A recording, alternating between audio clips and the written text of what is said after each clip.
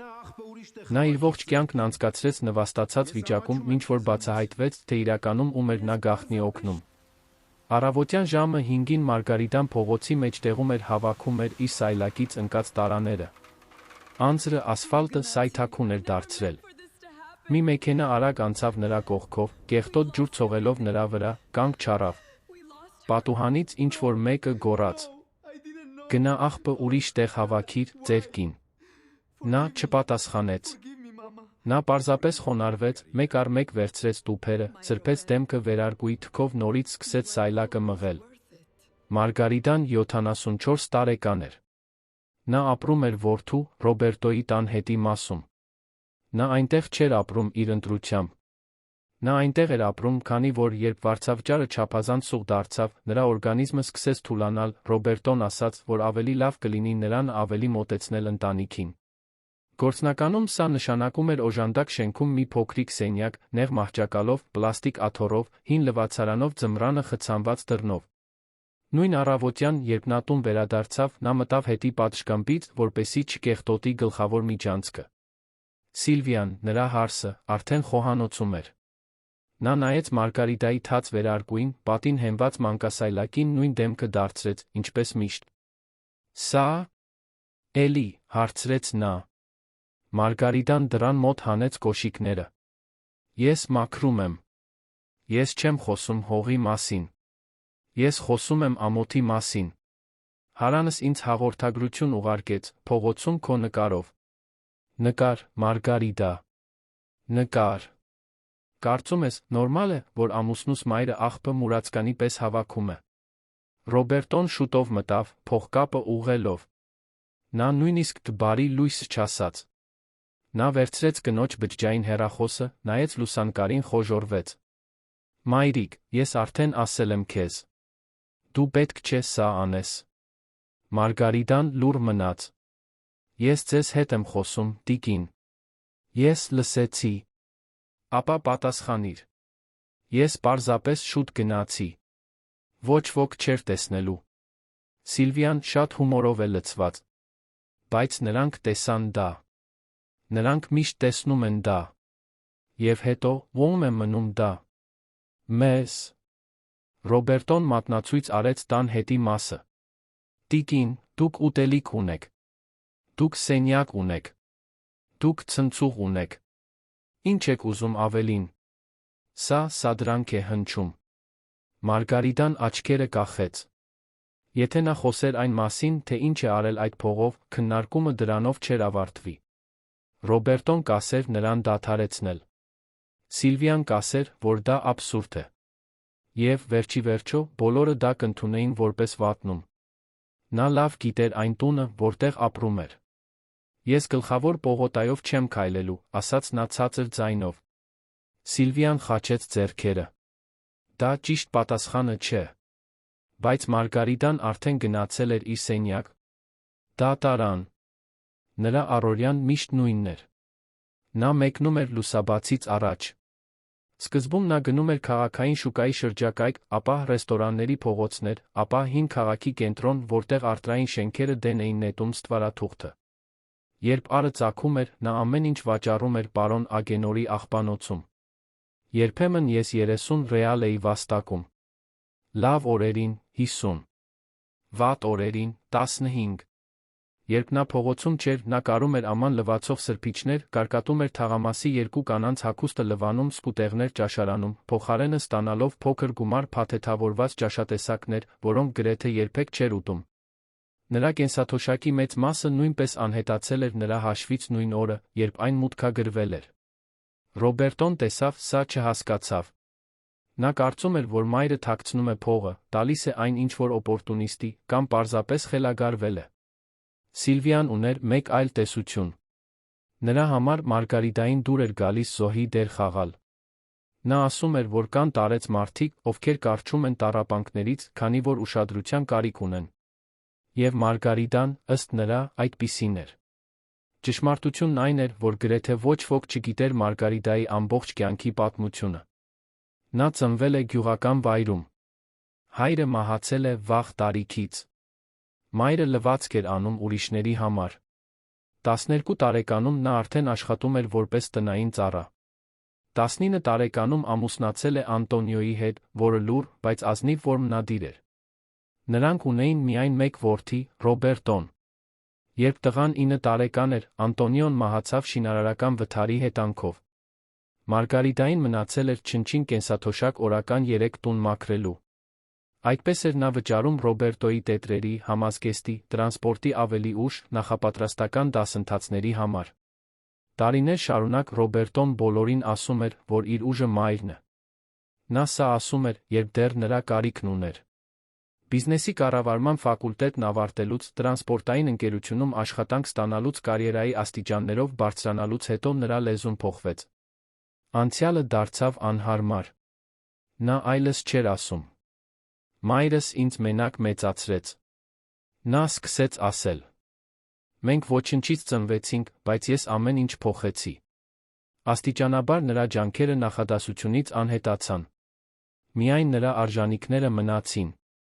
Երբ նա ամուսնացավ Սիլվիայի հետ, իրավիճակը վատացավ։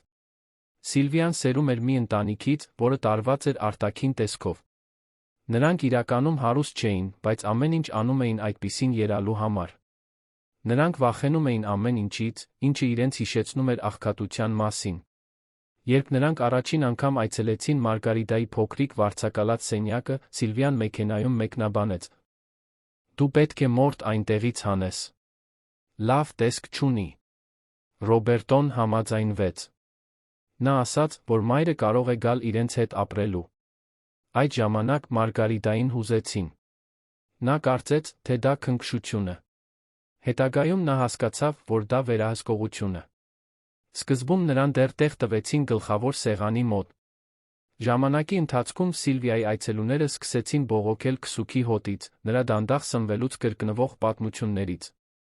Այսպիսով, Դեյզիի աթոռը տեղափոխվեց սեղանի ծայրը։ Այնուհետ, խոհանոց, միայն այն ժամանակ, երբ շատ մարդիկ կային։ Դրանից հետո նրա համար սովորական դարձավ իր սենյակում ուտելը։ Թոռները արագ սովորեցին տան տոնը։ Ջուլիան, ավագը, 16 տարեկան էր։ Մի օր կեսօրին նա առանց թակելու մտավ օժանդակ շենք ուղիղ ասաց. Տատիկ, դու գոնե կարող ես տարբեր հագուստ հագնել, երբ դուրս ես գալիս։ Ընկերներս երեկ տեսան ինձ։ Մարգարիտան աման լվացող սրբիչ էր կարում։ Ես սա, ավելի հաստը, ունեմ միայն վաղ առավոտյան ժամերի համար։ Ապա դա տեղի չի ունենա։ Ես պետք է գնամ։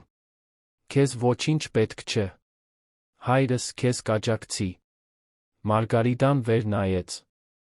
Նա չպատասխանեց։ Ջուլիան փոթորկալից դուրս վազեց։ Ամենափոքրը, Էնզոն, կրկնեց այն, ինչ լսել էր մեծահասակներից։ Տատիկ, դու իսկապես աղբից իրեր ես հավաքում։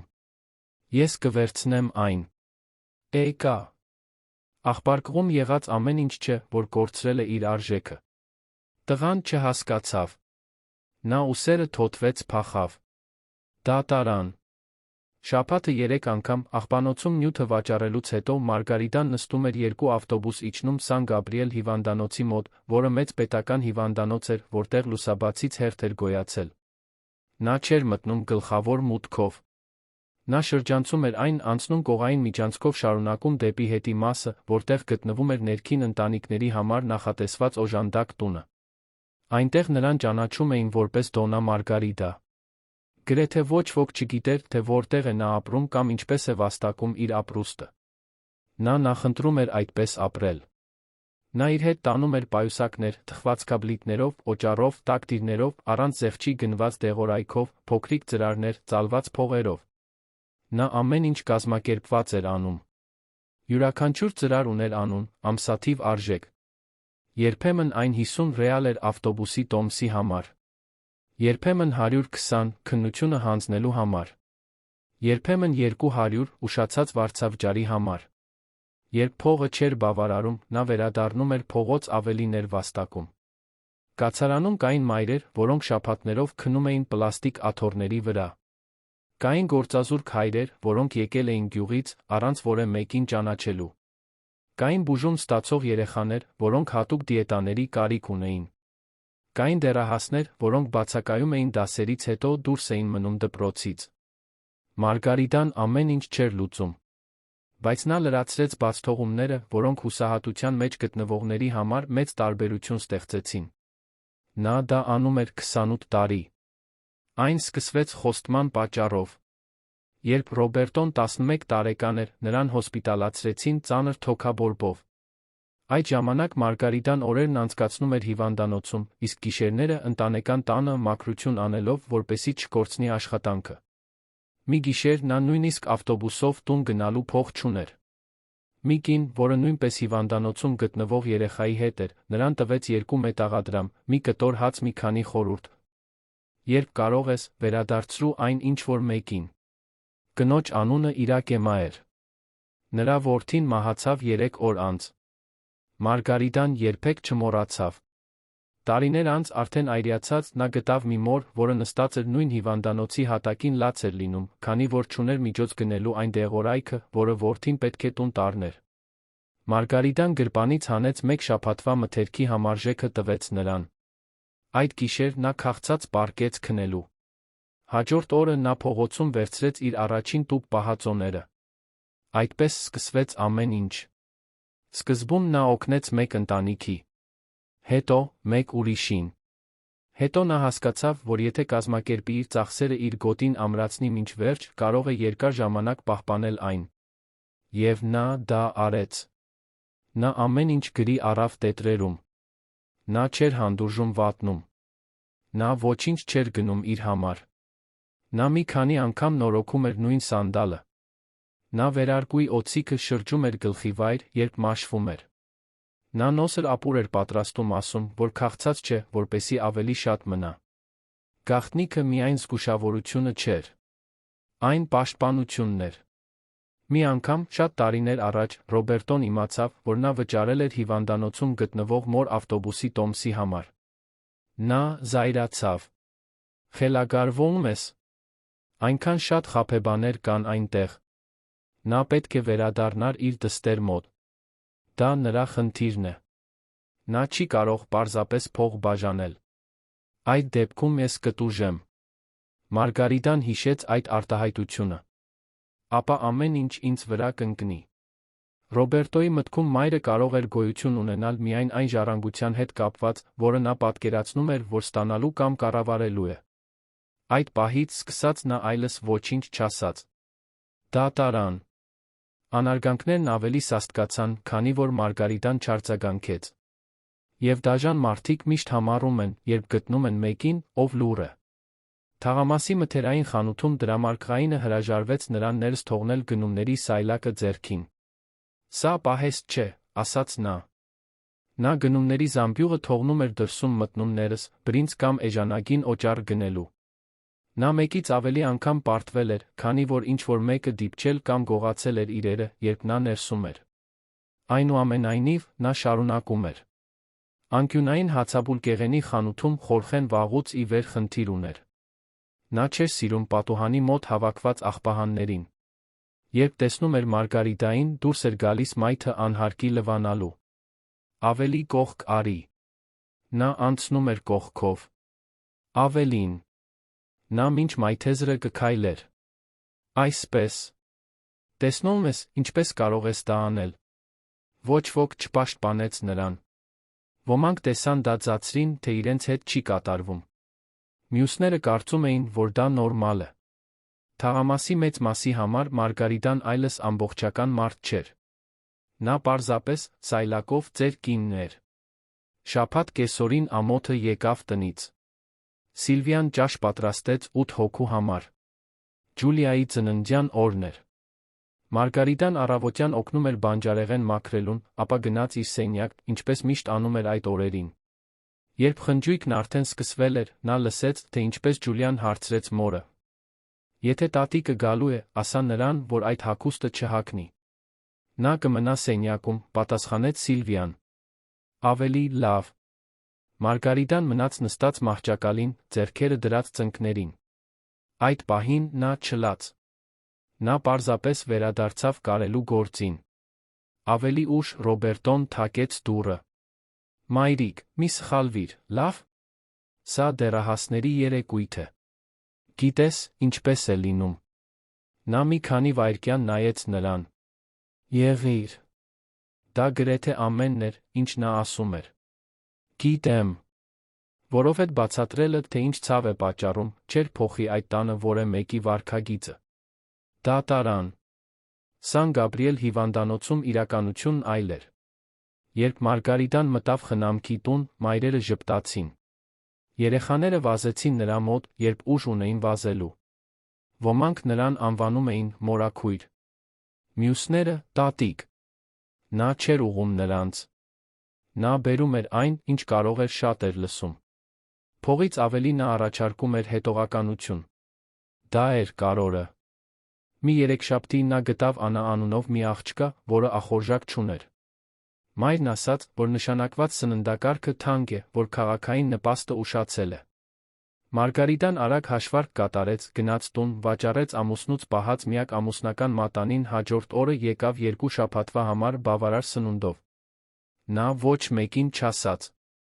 Մեկ այլ ամսվա ընթացքում Լուկաս անունով մի դեռահաս գրեթե դուրս մնաց դպրոցից, քանի որ ստիպված էր աշխատել միաժամանակ բուժվելով ողնաշարի լուրջ խնդրի համար։ Մարգարիտան հայտնաբերեց, որ նա մոտ էր մասնագիտական դասընթացների համար կրթաթոշակ ստանալուն։ Նա 40 օր անցկացրեց դպրոցը շուտ թողնելով, բարձրացնելով ավելի ծանրություններ, քան կարող էր, կիրակի օրերին գաղտնի մաքրելով արհեստանոցը։ Նա վճարեց գրանցման, նյութերի տրանսպորտի համար։ Լուկասն անցավ։ Նա այլս երբեք չկորցրեց կապը նրա հետ։ Կար Նադոնա Սիդան, մի տատիկ, որը միայնակ խնամում էր իր թոռ Միգելին, լեյկեմիայով հիվանդ տղային։ Նրանց սառնարանը փչացավ։ Առանց սառնարանի, խորհուրդ տրվող սննդամթերքի մի մասը պահելու միջոց չկար։ Մարգարիտան շաբաթներով գումար խնայեց, խոսեց իր ծանոթ տեխնիկի հետ, գնեց օգտագործված մեկը անանուն կերպով ստացավ այն։ Այս պատմությունները թաղամասում չէին հայտնվում։ Դրանք Սիլվիային չէին հետաքրքրում։ Դրանք չէին համապատասխանում Ռոբերտոյի, իր մոր մասին ունեցած պատկերացումներին։ Բայց դրանք բոլորը ձայնագրվել էին։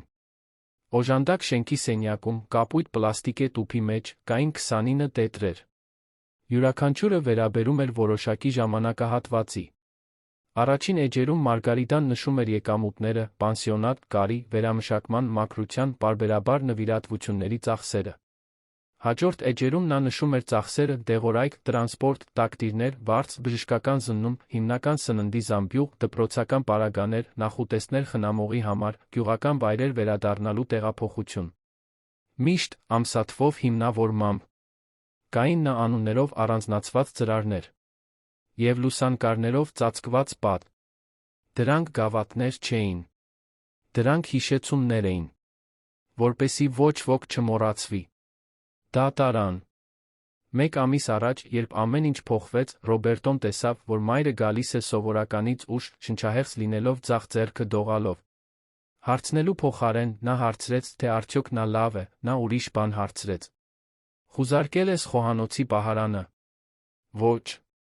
Փողը անհետացավ։ Մարգարիտան խոժոռվեց։ Ես ոչինչ չեմ վերցրել։ Սիլվիան հայտնվեց նրա ետում։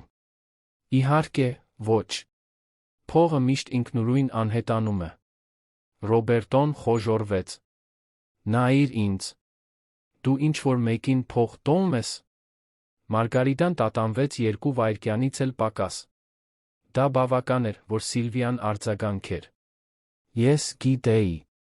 Այդպես չէ, ասաց Մարգարիտան։ Այսպիսով, ինչ է պատահել, բարձրացրեց Ռոբերտոն։ Ո՞վ է դա։ Ինչ-որ մեկը։ Փողոցում գտնվողներից մեկը։ Նրանք շահագործում են քեզ։ Ես գիտեմ, թե ինչ եմ անում։ Սիլվիան կարճ ծիծաղեց։ Դա լավն է։ Ռոբերտոն ձեռքը խփեց սեղանին։ Քանի դեռ այստեղ ես ապրում, ինձ ասելու ես, թե ուր է գնում քո փողը։ Մարգարիտան այդ զրույցի ընթացքում առաջին անգամ ուղղվեց։ Իմ փողը գնում է այնտեղ, որտեղ ես կորոշեմ։ Խոհանոցում խորը լռություն էր տիրում։ Ռոբերտոն դա չէր սպասում։ Սիլվիան էլ հազվադեպ էր պատահում, որ Մարգարիտան նման տոնով պատասխաներ։ Այսինքն, ուզում ես խաղալ անկախ աղջկա դերը։ Լավ։ Բայց հետո ոչինչ մի խնդրիր։ Մարգարիտան վերադարձավ իր սենյակ։ Դրսում նա լսեց Սիլվիային, որն ասում էր. «Տեսնում ես, նա ինչ-որ բան է թաքցնում»։ Նրանք ճիշտ էին։ Բայց ոչ այնպես, ինչպես նրանք կարծում էին։ Դա տարան։ Հաջորդ շաբաթ Մարգարիտայի առողջությունը վատացավ։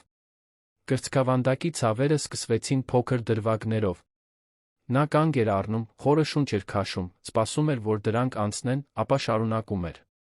Կար կարևոր վերջնաժամկետ։ Ռավի անունով մի երեխայի անհրաժեշտ էր դեղորայքային պոմպ, որը հիվանդանոցը երկար ժամանակ կպահանջեր դուրս գրելու համար։ Նրանց պակասում էր 640 ռեալ։ Ընտանիքն արդեն գրեթե ամեն ինչ հավաքել էր։ Դա փոքր գումար էր, բայց նրանց համար, ովքեր ոչինչ չունեն, նույնիսկ քիչը շատ է։ Մարգարիտան խոստացավ օգնել հասնել վերջնական գումարին։ Երեքշաբթի օրը նա աշխատեց, չնայած թեթ ջերմության։ Չորեքշաբթի օրը նա դուրս եկավ ստվարաթուղթ վաճառելու, չնայած գլխապտույտ ուներ։ Հինգշաբթի օրը նա կարեց մինչ ուշ ժամ։ Ուրբաթ օրը նա հավաքեց գումարը, դրեց ծրարի մեջ գնաց այն հասցնելու։ Վերադարձի ճանապարհին նա ուշաթափվեց տերմինալի մոտ գտնվող մայթեզրին։ Դա փողոցային վաճառող էր, որը օգնություն էր կանչում։ Մարգարիտայի պայուսակի մեջ միայն հին անձնագիր կար, տերողորմյա, հեռախոսահամարներով փոքրիկ տետր պատրված ծրար, որի վրա դեռ կարելի էր կարդալ. Ռավի, ուրբաթ օրը կավարտվի։ Հիվանդանոցը զանգահարեց համարներից մեկին։ Դա Ռոբերտոն էր։ Նա ժամանեց նյարդայնացած։ Նա կարծում էր, որ մայրը կրկին է ընկել։ Նա իրավիճակի լրջությունը հասկացավ միայն այն ժամանակ, երբ բժիշկը խոսեց սրտի կաթվածի հյուծվածության մասին։ Նա մի քանի օր ցավեր էր զգում, ասաց հերթապահ բժիշկը։ Ռոբերտոն անհարմար տեսք ուներ։ Նա մեկնաբանություն չի տվել։ Բժիշկը, որը հաճախ էր այցելում այս տեսակի երեխաներին, պարզապես նշում կատարեց քարտի վրա։ Հաճախ հիվանդը խոսում է դրա մասին։ Նրանք պարզապես չեն տեսնում որևէ մեկին, ով լսում է իրեն։ Ռոբերտոին դուր չեկավ այդ արտահայտությունը։ Բայց նա չարձագանքեց։ Սիլվիան հայտնվեց 2 ժամ անց, ավելի շատ մտահոգված մեքենայի կայանատեղիով, քան Մարգարիտայով։ Իսկ հիմա հարցրեց նա. որքան ժամանակ նա կմնա այստեղ։ Ոչ ոք չգիտի։ Սիլվիան նայեց վերակենդանացման բաժանմունքին, տոպրակը սեղմեց մարմնին։ Երբ նա հեռանա, մենք ստիպված կլինենք լուծել այս իրավիճակը։ Սա այլս այսպես չի կարող շարունակվել։ Ռոբերտոն լարված էր։ Հետո կտեսնենք։ Ահա, վերջ։ Ես չեմ շարունակելու ապրել այս ամոթով իմ սեփական տանը։ Վերակենդանացման բաժանմունքում Մարգարիտան մնում էր հանգստացնող ազդեցության տակ։ Դա տարան։ Հաջորդ օրը Ռոբերտոն գնաց օժանդակ շենք, մոր հագուստն ու փաստաթղթերը վերցնելու։ Գաղափարը պարզ էր, ամեն ինչ կազմակերպել, օգտագործելիները առանձնացնել, մնացածը դեն նետել։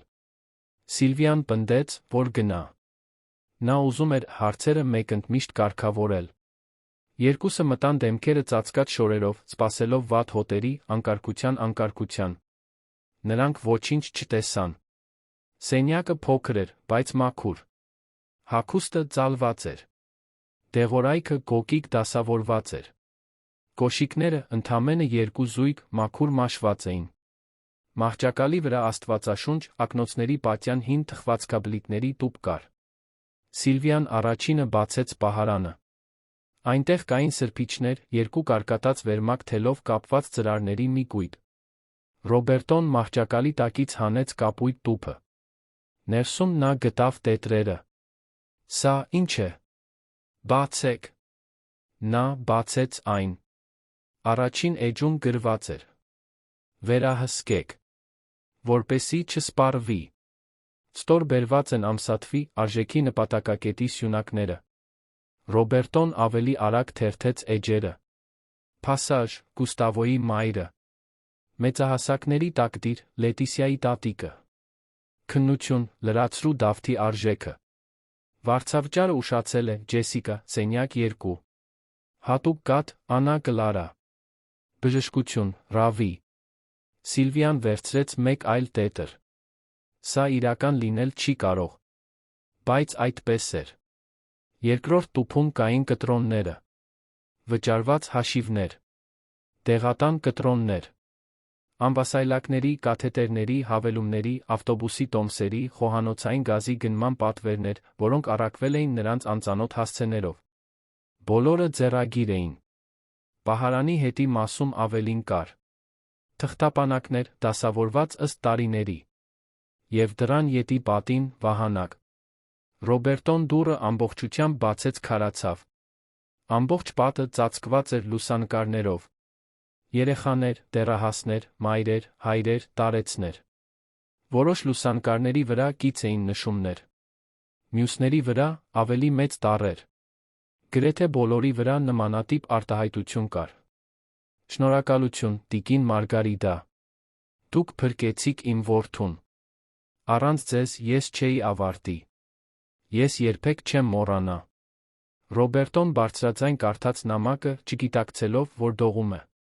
Տիկին Մարգարիտա, այսօր ես ստացա բուժքույրական դիպլոմս։ Դուք օգնեցիք ինձ ճանապարհածախսի հարցում, որպեսզի մայրիկիս հիվանդանալու դեպքում չհրաժարվեմ ուսումս թողնելուց։ Ես խոստացել էի, որ կվճարեմ ձեզ, հոգ տանելով ուրիշների մասին։ Ես պահում եմ իմ խոստումը։ Շնորհակալություն, որ չհրաժարվեցիք ինձնից, երբ բոլորն ասում էին, որ ես ամեն ինչից կհրաժարվեմ։ Ստորագրություն, Աննա Պաուլա։ Սիլվիան ընտրեց մեկ ուրիշը։ Տիկին Մարգարիտա։ Որդիս Ռավին օգտագործեց դեղորայքի պոմպը այն շաբաթ, երբ հիվանդանոցը դեռ չէր դուրս գրել իրենը։ Բժիշկն ասաց, որ այդ օրերը վճռորոշ էին։ Դուք կանխեցիք, որ տղայիս վիճակը վատանա։ Չգիտեմ, ինչպես շնորհակալություն հայտնեմ ձեզ։ Նա դադարեց կարդալ։ Ռոբերտը շարունակում էր նայել պատին։ Վերին անկյունում նա ճանաչեց մի մեծահասակի դեմք վերջերս արված լուսանկարում։ Դա Լուկասն էր։ Նույն Լուկասը, որն այժմ օրթոպեդ վիրաբույժ էր, հայտնվում էր քաղաքի մասնավոր կլինիկայի գովազդային վահանակներին։ Նրա նամակում ասվում էր. Եթե որը մեկը հարցնի, թե ով եմ ես միշտ ճշմարտությունը կասեմ։ Ես այն տղան եմ, որին դու առաջ մղեցիր, երբ ես ուզում էի կանգ առնել։ Ես չեմ մոռացել ոչ դասընթացի գրանցումը, ոչ ինքնաթիռի տոմսերը, ոչ հիվանդանոցում ստացած սնունդը, ոչ էլ այն օրը, երբ դու ասացիր, որ ցավը չի կարող որոշել իմ ապագան։ Ես սա գրում եմ, որովհետև դու երբեք թույլ չտվեցիր, որ ես անձամբ շնորհակալություն հայտնեմ քեզ։ Այնպես որ, դա գրավոր է։ Եթե մի օր իմ անունը որե արժեք ունենա, այն նա քոնը կլինի։ Ռոբերտոն նստեց մահճակալին։ Սիլվիան խոսք չուներ։ Շատ տարիների ընթացքում առաջին անգամ նա պատրաստի պատասխան չուներ։ Դա տարան։ Հայտնագործությունն այսքանով չավարտվեց։ Թխվածքաբլիթների տուփի մեջ ծալված թղթերի մի կապոց կար։ Դրանք հաղորդագրությունների պատճեններ էին անունների ցանկ։ Վերում ամուր ձեռագրով գրված էր. Եթե ես ինձ վատ զգամ չկարողանամ ոչ մեկին տեղյակ պահել, զանգահարեք Թերեզային Սան Գաբրիելում։ Ստոր բերված է սոցիալական աշխատողի հեռախոսահամարը։ Ռոբերտոն մի քանի վայրկյան նայեց համարին, զանգահարեց։ Թերեզան պատասխանեց երկրորդ զանգի ժամանակ։ Բար։ Ես տիկին Մարգարիտայի որդին եմ։ Մյուս ծայրում մի պահ լռություն տիրեց։ Նա լավ է։ Նա հոսպիտալացված է։ Թերեզան խորը շունչ քաշեց։ Ես գիտեի, որ ի վերջո մարմինս կկրի իր հետքը։ Ռոբերտոն փակեց աչքերը։ Կարող եք ինձ բացատրել, թե ինչ էր անում մայրս։ Թերեզան մի քանի վայրկյան տատանվեց, նախքան պատասխանելը։ Հնարավոր է, նա փորձում էր գնահատել, թե արդյոք այդ տղամարդը արժանի էր իմանալու։ Նրա մայրը օգնել է հիվանդանոցում բուժում ստացող երեխաների ընտանիքներին։ Երկար տարիներ։ Քանիսն են այնտեղ։ 20-ից ավելի։ Գուցե գրեթե 30։ Միայն նրա փողով։ Նրա փողը, իր աշխատանքը, վերամշակումը, կարը, փոքր վիճակախաղերը, ինչպես նա այն մարդկանց հետ, որոնց նա մոբիլիզացնում էր առանց դեմքը ցույց տալու։ Բայց հիմնադրամը նրանն էր։ Նա շատ բան էր կարողանում միայնակ պահել։ Ռոբերտոն շուրջը նայեց։ Տետրերը, կարծես, տոննաներով էին կշռում։ Ինչու էր նա թաքցնում դա։ Թերեզան կտրուկ պատասխանեց. Որովհետև նա չէր ուզում ծափահարություններ։ Եվ որովհետև վախենում էր, որ իր սեփական ընտանիքը կասեր իրեն դադարեցնել։ Ռոբերտոն ոչինչ չէր կարողանում ասել։ Թերեզան շարունակեց. Նա վճարեց դեղորայքի, վարձի, տրանսպորտի, սննդի, օրթոպեդիկ պարագաների, ամբասայլակի, դասընթացների, դասերի համար։ Եվ նա արեց մի բան, որը քչերը գիտեն անել։ Նա շարունակեց աշխատել արտակարգ իրավիճակից հետո։ Շատերն օգնում էին լուսանկարի օրը։ Նրա մայրը օգնում էր, երբ ոչ ոք չէր գալիս։ Այստեղ կան մայրեր, որոնք միայն նրա շնորհիվ չեն քնել փողոցում։ Կան երիտասարդներ, որոնք ավարտել են ուսումը նրա շնորհիվ։ Կան երեխաներ, որոնք կենդանի են նրա շնորհիվ։ Սիլվիան կողքից լսում էր ամեն ինչ։ Նա գունատ էր։ Այնտեղ հայտնի մարդ կա, հարցրեց նա, ավտոմատ կերպով արձագանքելով այնպիսի մեկի, ով դեռ մտածում էր անունների սոցիալական արժեքի մասին։ Թերեզային դուր չեկավ տոնը։ Եթե ձեզ համար միայն կարևոր է, թե արդյոք մեկը հայտնի է, ապա այո։ Կան բժիշկներ, փաստաբաններ, ուսուցիչներ, ավտոտնակների տերեր, բուժքույրեր, հասարակ մարդիկ։ Բայց, անկեղծ ասած, դա ամենաքիչ կարևորն է։ Զանգն ավարտվեց առանց որե լուծման։ Ռոբերտոն կրկին նայեց տետրերին։ Վերջիններից մեկում նա գտավ ծալված էջ, որը տարբերվում էր մյուսներից։ Դա մի տեսակ ամփոփում էր, գուցե գրված այն պատճառով, որ Մարգարիտան զգում էր, որ իր մարմինը թուլանում է։ Էջում գրված էր. Եթե չկարողանամ շարունակել, փնտրեք Թերեզային։ Ներկայիս ցուցակը 14 մշտական ընտանիք, 6 անհետաձգելի դեպք, 3 երեխա, որոնք ամեն ամիս վերադառնում են, 2 դեռահաս, որոնք տրանսպորտի կարիք ունեն դասերի, 1 տատիկ առանց ինսուլինի։ Առանձնացրեք ըստ առաջնահերթության։ Մայիսյան կենսաթոշակի գումարը ծածկում է մինչ 18-ը։ Վաճառեք խնայված գումարը։ Մի թողեք, որ Ռավին առանց աշխատանքի գնա։ Հաստատեք Միգելի նշանակումը։ Վերջապես, մեկ դիտարկում։ Ռոբերտոին մի ասա։ Նա չի հասկանում։ Գուցե մի օր հասկանա։ Բայց մինչ այդ ամենակարևորը չխանգարելն է։ Սիլվիան ձեռքը դրեց բերանին։ Ռոբերտոն թուղթը գցեց ծնկներին, սկսեց լաց լինել։ Դա տարան։ Այդ արցունքները պարզապես զղջում չէին։ Դրանք ցնցում էին։ Դրանք մեղքի զգացում էին։ Դրանք վերջին մի քանի տարիների ընթացքում մոր դեմքին նետված յուրաքանչյուր կոպիտ խոսքի հիշողությունն էին։ Դրանք նրա պատկերն էին, թե ինչպես է նա ծանր պայուսակներ կրում, մինչ նա իր մեքենան փոխանակում։ Դրանք նրա ասացի հիշողությունն էին։ Իմ փողը գնում է այնտեղ, որտեղ ես որոշում եմ, նրա կողմից դա համառություն համարելը։ Սիլվիան փորձեց ինչ-որ բան ասել։ Ռոբերտո։ Ոչ։ Նա լուռ մնաց։ Նա վեր կացավ, այտուցված աչքերով։ Քանի՞։ Անգամ եմ քեզ ասել, որ նա ամոթ է բերում ընտանիքին։ Սիլվիան չարձագանքեց։ Քանի՞։ Անգամ եմ նրան ասել, որ կանգնի։ Լռություն։ Քանի՞։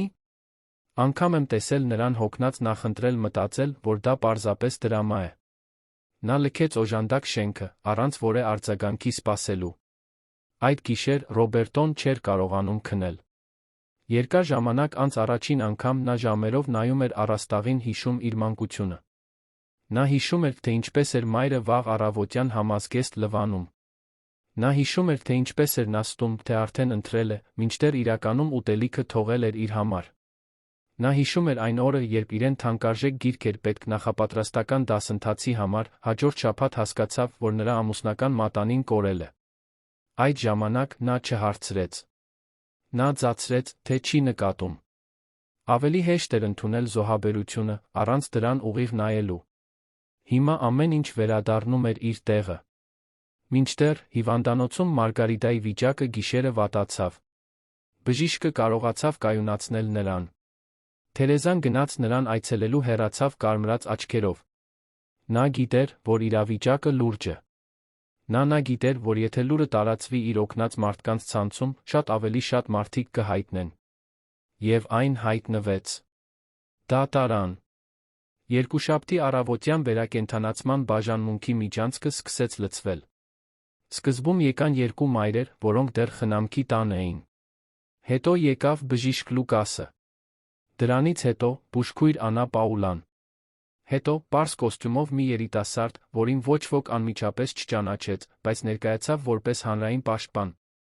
Հետո ուսուցիչ, մեխանիկ, գրկում երեխա ունեցող մի կին, թոռնուհու ուղեկցությամբ կույր կին, անվասայլակով երկու երիտասարդ ամբողջ ընտանիք, որը գիշերը եկել էր գյուղից։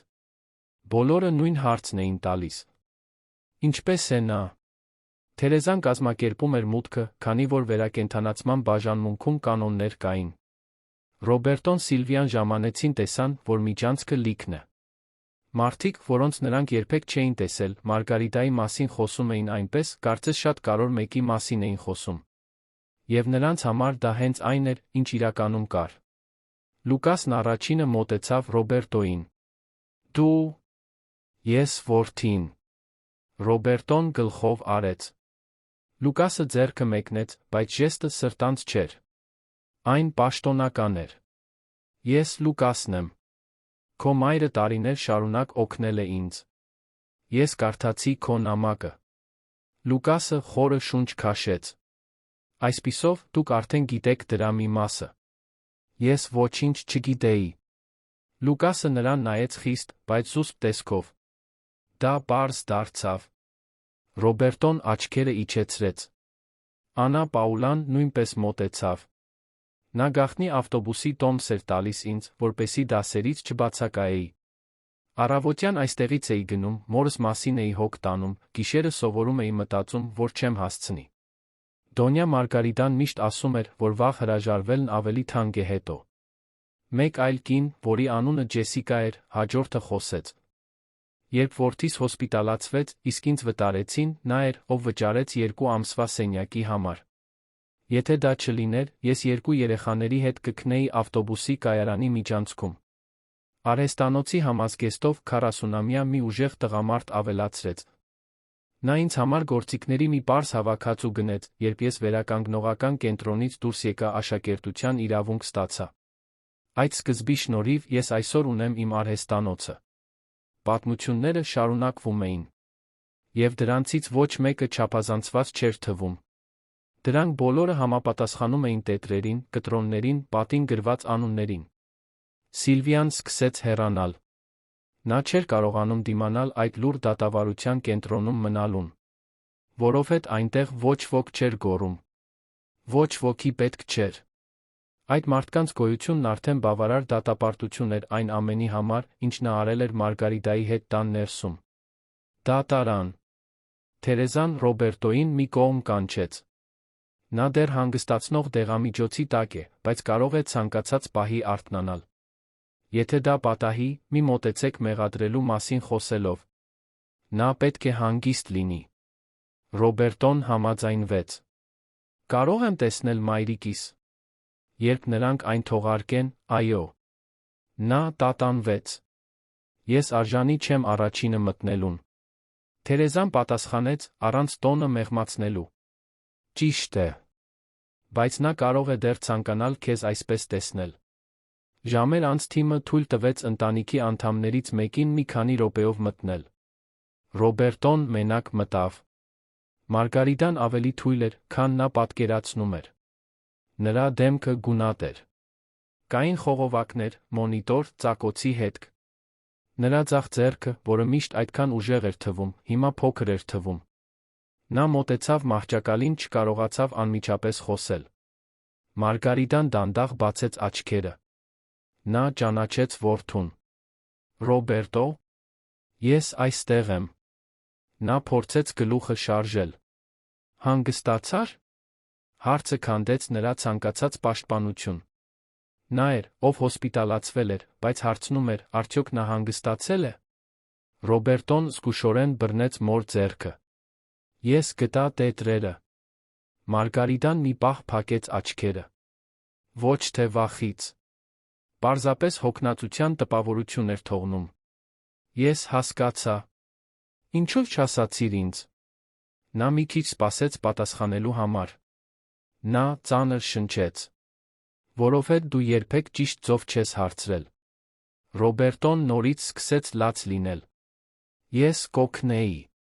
Մարգարիտան նայեց նրան։ Նույնիսկ թույլ լինելով հանդերձ, նա բավականաչափ պարզամտություն ուներ, սուտը որպես մխիթարություն չընդունելու համար։ Ոչ։ Դու ինձ կասեիր, որ կանգ առնեմ։ Նա չէր կարող ժխտել դա։ Նա ճիշտ էր։ Կներեք ինձ։ Հետո։ Ապա երբ։ Ապա կտեսնես, ինչ-որ բան սովորել ես, թե։ Ոչ։ Բուժքույրը նշան արեց, որ ժամանակը սպառվել է։ Ռոբերտոն առաջ թեքվեց։ Այնտեղ շատ մարդիկ կան։ Գիտեմ։ Նրանք եկան քո պատճառով։ Նրանք չեկան իմ պատճառով։ Նրանք եկան այն բանի համար, ինչ ստացել էին։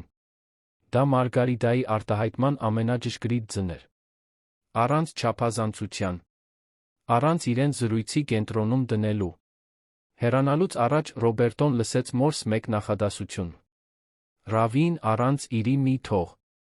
Նույնիսկ վերակենդանացման բաժանմունքում դա էր զբաղեցնում նրա միտքը։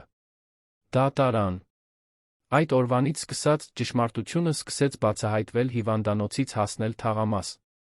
Ոչ թե որովհետ Մարգարիտան այդպես էր ուզում, այլ որովհետ անհնար էր թաքցնել։ Սեու Խորխեն, հացթուխը, իմացավ իր զարմուհուց, որը Աննա Պաուլային ճանաչում էր հիվանդանոցից։ Զարմուհին բացահայտեց, որ Սայլակով ծեր կինը նույն Դոնյա Մարգարիտան էր, որը վճարել էր ընտանիքին ծանոթ երեխայի բուժման մի մասի համար։ Սեյ Խորխեն սպիտակեց։ Նա հիշում էր ամեն անգամ, երբ ջուր էր լցրել Մայթեզրին նրան վանելու համար։ Նա հիշում էր հաճախորդների հետ արած յուրաքանչյուր կատակը։ Նա հիշում էր, թե ինչպես որդին մի անգամ ասաց, որ կինը անվնաս է թվում, իսկ ինքը պատասխանեց, որ այդ տեսակը միշտ խնդիրներ է առաջացնում։ Դա պարզապես ամոթ չէր։ Դա վախ էր, որ չափազանց փոքր էր եղել շատ ավելի մեծ մեկի առջ։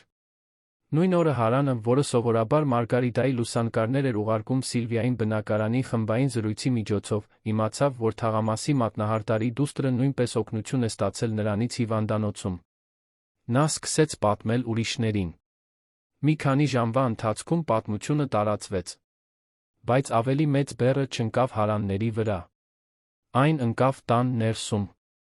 Ջուլիան լսեց ծնողների զրույցի մի մասը առաջին անգամ միայնակ բացեց օժանդակ շենքի դուռը։ Նա դանդաղ մտավ ներս։ Նա տեսավ լուսանկարների պատը։ Նա կարդաց երկու նամակ։ Ապա նստեց տատիկի մահճակալին լաց եղավ։ Ոչ թե նրան կարոտելու համար, որովհետև տատիկը դեռ կենդանի էր։ Նա լաց եղավ ամոթից։ Որովհետև հիշեց այն արտահայտությունը, որն ասել էր դպրոցում իր ընկերներին։ Իմ տատիկը դա անում է, որովհետև սիրում է ուշադրություն գրավել։ Էնզոն ավելի ուշ մտավ, ամեն ինչ չհասկանալով։ Նա վերցրեց մի տղայի նկար, որտեղ ոտքին ամրակ էր դրված, հարցրեց. Տատիկը սրան օգնել է։ Ջուլիան գլխով արեց։ Եվ սա։ Էլ։ Իսկ այս աղջիկը։ Փորձիր։ Նա անշարժ կանգնեց։ Ապա ինչու մենք նրան անվանեցինք աղբամանից դուրս եկած ծեր կինը։ Ջուլիան պատասխանը չգիտեր։ Որովհետև լավ պատասխան չկար։ Դատարան։ Հոսպիտալացման երրորդ օրը Թերեզան միջանցքում մի քանի մարդկանց հավաքեց, բացատրեց Մարգարիտայի կանոնավոր օգնությունից կախված ընտանիքների անմիջական ֆինանսական վիճակը։ Դա ճանաչման խնդրանք չէր։ Դա կոնկրետ կարիք էր։ Կային վճարման ենթակա հաշիվներ։ Ռոբերտոն ամեն ինչ լսեց։ Երկու մայրերի համար վերադարձի տոմս։ Մանկական հատուկ կաթ։ Ջեսիկայի վարձավճարի ավելացում։ Միգելի դեղը։ Ռաֆայելին մեքենայով տանում եմ մրցուղի։ Հարմարեցված աթոռի մի մասը։ Ռոբերտոն բարձրացրեց ձեռքը։ Որքան է ամեն ինչ։ Թերեզան մեջբերեց արժեքները։ Նա անմիջապես պատասխանեց. Ես կվճարեմ։ Թերեզան անմիջապես շնորհակալություն չհայտնեց նրան։ Վճարիր այսօր։ Հետո կտեսնենք, կվճարես հաջորդ ամիս։ Եվ հաջորդ ամիս։ Եվ հաջորդ ամիս։ Ռոբերտոն դժվարությամբ կուլ տվեց։ Ես կվճարեմ։ Լուկասը հեռվից էր նայում։ Նա դեռ չէր վստահում նրանց։ Թերեզան էլ։ Եվ ոչ էլ այնտեղ գտնվող որե մեկին։ Մարգարետի ընտանիքը զրոյական հեղինակություն ուներ այդ միջանցքում։ Ռոբերտոն վերադարձավ տուն, արեց մի բան, որ երբեք չէր արել։ Նա հանգիստ նստեց օժանդակ շենքում, հերթականությամբ կարդում էր տետրերը։ Նա կարդում էր ամեն ինչ։ Օր օրի։ Տարի տարի։ Նա տեսավ, թե երբ մայրը սկսեց օգնել փոքր քանակությամբ։ Նա տեսավ, թե երբ ուժը կորցրեց ձեռքերում, սկսեց ավելի դանդաղ գրել։ Նա տեսավ իր հիվանդությունների զարգացումը տողերի արանքում։ Այսօր ծնկի ցավ ունեմ։ Պետք է ավելի շուտ գնամ, որպեսզի արածակից առաջ արդյունավետ լինեմ։ Գլխապտույտ։ Ես չեմ կարող ձախողվել։ Ես ստիպված էի ընտրել իմ դեղի երեխայի տակդիրի միջ։ Իմը կարող է 3 օր սպասել։ Ռոբերտոն կռվի մեջ ընկավ։ Ավելի լավ է հեռանալ հետի փողոցով։ Սիլվիան դեն նետեց իմ ճաշի տուփերը։ Պետք է հաջորդները թաքցնեմ։ Ջուլիան ամաչում է ինձանից։ Գուցե մի օր նա հասկանա։ Այս վերջին ձայնագրությունը Ռոբերտոին մի քանի րոպեով կանգ առեց։ Մայրը ամեն ինչ տեսնում էր։ Նա անտարբեր չէր։ Նա կորած չէր։ Նա պարզապես որոշեց շարունակել առաջ գնալ, նույնիսկ վիրավորված լինելով։ Դատարան։ Այդ շաբաթվա ուրբաթ օրը Մարգարիտան արթնացավ, իրեն ավելի կայուն զգալով։ Բժիշկը թույլատրեց միաժամանակ 2 մարդու արագ այցելություններ։ Թերեզան ցուցակ կազմեց։ Ռոբերտոն կարծում էր, որ ընտանիքը առաջինը կգնա։ Նրանք չգնացին։ Թերեզան հստակեցրեց. նրա հետ խոսելու կարիք ունեցող յուրաքանչյուր ոք կմտնի ներս։ Սա ընտանեկան կապերի հարց չէ։ Սա անհրաժեշտության հարց է։ Այսպիսով, առաջինը մտավ Ջեսիկան, գրկում տղա Ռավիին։ Տղան արդեն ավելի լավ էր։ Փոխառված սարքավորումները օգնել էին նրան կայունացնել, մինչ հիվանդանոցը հոգ էր տանում բյուրոկրատական մասին։ Ջեսիկան մոտեցավ մահճակալին, լաց եղավ։ Ես ուզում էի, որ դուք իմանաք, որ նա լավ արձագանքեց։ Բժիշկն ասաց, որ ամենադժվար օրերն անցել են։ Մարգարիտան թեթակի ժպտաց։ Հիանալի է։ Ռավին, լիովին չհասկանալով իրավիճակի լրջությունը, նրան մեկնեց մի կնճռոտ նկար։ Այնտեղ պատկերված էր ծուռ տուն մանկասայլակով կին։ Ներքում մայրը գրել էր. Շնորհակալություն։ Հետո մտավ Անա Պաուլան։ Հետո Լուկասը։ Հետո Դոնա Սիդան։ Հետո մի աղջիկ, որն այժմ ուսուցչուհի է, պատմեց, թե ինչպես տարիներ առաջ Մարգարիտան օգնել էր իրեն քննություն հանձնել, երբ բոլորը ասում էին, որ նա ընդունակ չէ։ Հետո մի երիտասարդ, որը հիվանդ եղբոր հետ լքել էր գյուղը, տարեց կնոջից ստացել էր ներքնակ, սնունդ 2 շաբաթվա գումար։ Յուրաքանչյուր այցելություն կարճ էր։ Բայց յուրաքանչյուրը հստակ ցույց էր տալիս, թե որքան մեծ էր այն ցանցը, որը Մարգարիտան լուռ պահել էր։ Երբ Ռոբերտոն ավելի ուշ եկավ Ջուլիայի հետ, նրա թոռնուհին հազիվ էր խոսում։ Տատիկ, ես շատ չար էի քեզ հետ։ Մարգարիտան մատներով փոքրիկ ժեստ արեց, խնդրելով հանգստություն։ Հիմա դու գիտես։ Ջուլիան էլի լաց եղավ։ Ես ամաչում եմ։ Ապա փոխվիր։ Պատասխանը չոր էր, պարզ ուղղակի։ Իր ձով։ Ջուլիան գլխով արեց։ Ես փոխվելու եմ։ Ռոբերտոն, կանգնած նրա կողքին, հարցրեց. Մայրիկ, երբ սկսվեց այս ամենը։ Երբ տեսա, որ մարդիկ կորցնում են երեխաներին մանրուքների պակասի պատճառով։ Եվ դու այդ ամենը մենակ տարել ես։ Ոչ միշտ մենակ։ Բայց ես մնացի։ Ինչո՞վ։ Որովհետև միշտ էլ մեկը ավել էր լինում։ Ապա նա փակեց աչքերը։ Նա հոգնած էր։ Դատարան։ Նրան հիվանդանոցից դուրս գրելու համար 2 շաբաթ պահանջվեց։ Այդ ժամանակ Մարգարիտայի պատմությունն արդեն տարածվել էր իր թաղամասից շատ դուրս։ Ոչ թե այն պատճառով, որ նա ցանկանում էր հանրային օրինակ դառնալ, այլ որովհետև նրա օգնած մի քանի մարդիկ այժմ կարևոր պաշտոններ էին զբաղեցնում։ Մեկ բժիշկ պատմեց մյուսին։ Բուժքույրը՝ վարչակազմին։ Ուսուցչուհին ելույթ ունեցավ դպրոցում։ Հանրային պաշտպանը դրա մասին խոսեց հանդիպման ժամանակ։ Մինչ հասկանալը, մարդիկ ցանկացան նրա մասին պատմություն գրել։ Թերեզան ամեն ինչ փակեց։ Հիմա ոչ։ Եթե նա ուզում է հետո խոսել, կարող է որոշել։ Մարգարիտան չէր ուզում։ Երբ նրան վերջապես դուրս գրեցին, հիվանդանոցից դուրս տիրող տեսարանը Ռոբերտոյի համար դժվար էր տանել։ Ավելի շատ մարդիկ էին սպասում, քան ընտանիքի որևէ անդամի ծննդյան երեկույթին։ Մարդիկ ձեռքներին պարզ ծաղիկներ, փոքրիկ ցուցանակներ, նամակներ, ուտելիք էին պահում։ Դա միջոցառման տպավորություն չէր թողնում։ Թվում էր, թե դա կուտակված երախտագիտություն էր։ Հացթուխսը ու խորխեն նույնպես այնտեղ էր։ Նա ձեռքին դեռ տաք հացի տոպրակ էր պահում, չէր կարողանում Մարգարիտայի աչքերի մեջ նայել։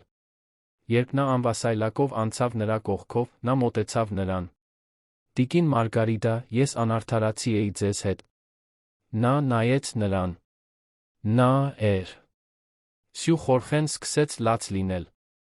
«Կներես։ Դու ինձ հետ խոսելու կարիք չունես։ Փոխվիր հաջորդ մարդու հետ»։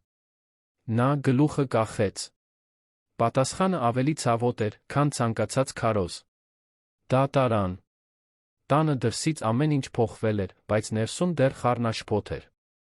Սիլվիան փորձեց ուշադիր լինել, բայց ժեստը կոպիտ թվաց։ Նա սուրճ առաջարկեց, հարցրեց, թե արդյոք ինչ-որ բանի կարիք ունի, մահճակալը հավաքեց։ Մարգարիտան ընդունեց տարրականը, չերկարացրեց զրույցը։ Գոռոցներ չկային, բայց նա անմիջապես հաշտություն չեղավ։ Որոշ վերքեր չեն բուժվում միայն այն պատճառով, որ ճշմարտությունը բացահայտվել է։ Ռոբերտոն պնդում էր, որ մորը բերի ննջասենյակ, գոնե նրա ապաքինման ընթացքում։ Նա հրաժարվեց։ Ես մնում եմ օժանդակ շենքում։ Այնտեղ փոքր է։ Ես միշտ այնտեղ էի մնում։ Բայց հիմա դա իմաստ չունի։ Մարգարիտան ուշադիր նայեց։ Հիմա հասկանում ես, որ առաջ դա չէիր անում։ Նա լռեց։ Ապա սկսվեց վերանորոգումը։ Ոչ թե նրա պահանջով, այլ իր երեխաների թոռների նախաձեռնությամբ։ Նրանք հեռացրին խոնավությունը, փոխարինեցին մահճակալը, տեղադրեցին ավելի լավ պատուհան, նոր զգեստապահարան, հարմարավետ աթոռ ավելի մեծ սեղան տետրերի համար։ Դեյզին համաձայնվեց, քանի որ գիտեր, որ վերանորոգումը պահանջում է ավելի մեծ հարմարավետություն։ Բայց նա չէր մոլորվում։ Սենյակի բարեկարգումը չջնջեց տարիների անտեսումը։ Այս ընթացքում Ռոբերտոն ժամանակավորապես ստանձնեց աջակցության ցանցի ծախսերը։ Թերեզան հրաժարվեց գործերից։ Նա վճարեց դրանք։ Առաջին ամսվա ընթացքում նա տպավորված էր աննշան արտակարգ իրավիճակների քանակով։ Սրանք անհնարին թվեր չէին։ Հենց դա էր ցավ պատճառում։ Հաճախ 40 ռեալը կարող էր կանխել դեղորայքի սպառումը։ 100 ռեալը կարող էր ծածկել բենզինի ծախսերը։ 60-ը երաշխավորում էր քիմիաթերապիայի տոմսարկղ գնալու տրանսպորտային միջոցը։ 90-ը կարող էր մեկ շաբաթվա տակտիրներ գնել։ Բաներ, որոնք նա կծախսեր ճաշի վրա, առանց մտածելու։ Որոշ ժամանակ անց Ռոբերտոն հասկացավ, որ մայրը հրաշք չէր գործել։ Նա առաջնահերթություններ էր սահմանել։ Նա տեսել էր այն, ինչ ուրիշները սովոր էին չտեսնել։ Եվ նա որոշել էր, որ սա ավելի շատ ուշադրության էր արժանի, քան անձնական հարմարավետությունը։ Դատարան։ Մի օր, երբ Մարգարիտան հանգստանում էր, Ջուլիան մտավ նոր տետրով, ձեռքին։ Տատիկ, ես ուզում էի քեզ մի բան հարցնել։ Ինչ։ Սովորեցրու ինձ կազմակերպվել այնպես, ինչպես դու սովորեցիր։ Մարգարիտան մի քանի վայրկյան նայեց թոռնուհուն։ Ինչո՞վ։ Որովհետև ես ուզում եմ օգնել։ Եվ որովհետև չեմ ուզում սովորել միայն այն ժամանակ, երբ արդեն շատ ուշ է։ Մարգարիտան մատնացույց արեց աթոռը։ Նստիր։ Ահա թե ինչպես առաջին անգամ ընտանիքի անդամներից մեկը անկեղծորեն հետաքրքրվեց նրա կատարած աշխատանքով։ Ոչ թե նրա հեղինակությամբ։ Ոչ թե նրա հաստատված պատմությամբ։ Նրա աշխատանքով։ Մարգարիտան ցույց տվեց, թե ինչպես է նա առաջնահերթություն տալիս հրատապությանը, հաճախականությանը, ազդեցությանը։ Նա բացատրեց, որ միայն կարեկցանքը բավարար չէ, անհրաժեշտ է հասկանալ, թե որտեղ է գումարը անմիջական տարբերություն ստեղծում, որտեղ կախվածություն ստեղծում։ Նա բացատրեց, որ վարձավճարի հարցում օգնելիս պետք է հետի, թե արդյոք անձը ելք ունի հաջորդ ամիսների համար, դասընթացների համար վճարելիս նա ստուգում էր, թե արդյոք ընտանիքը կարող է վճարել տրանսպորտի նյութերի համար։ Դեղորայք մատակարարելիս նա համոզվում էր, որ դրանից հետո բավարար սնունդ կլինի, նա իմպուլսիվ չէր նվիրաբերում, նա կառավարում էր սակավությունը։ Ջուլիան լուռ լսում էր ամեն ինչ։ Դու մենակ էիր մտածում այս ամենի մասին։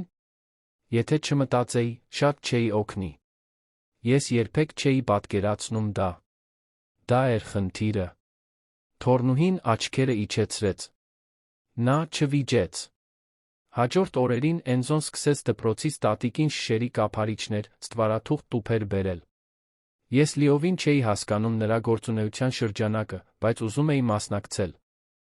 Մարգարիտան ընդունեց, շնորհակալություն հայտնեց նրան, կարծես դա մեծ բան լիներ։ Որովհետև նրա համար դա այդպես էր։ Դա տարան։ Սիլվիային ավելի երկար ժամանակ պահանջվեց փոխվելու համար։ Նրա մի մասը ցանկանում էր շտկել իրավիճակը։ Մյուս մասը վիրավորված էր իր հպարտությամբ։ Նա չէր կարողանում հանդուրժել այդքան տարիներ ապրել իրենից շատ ավելի մեծ մեկի կողքին, առանց դա գիտակցելու։ Դա նրան նվազեցրեց։ Եվ հպարտ մարդիկ դժվարանում են ընդունել իրենց փոքրությունը։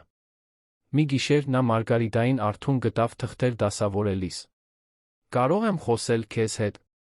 Դեյզին առանց ոգորության գլխով արեց։ Ես շատ սխալներ եմ թույլ տվել։ Դու սխալվեցիր։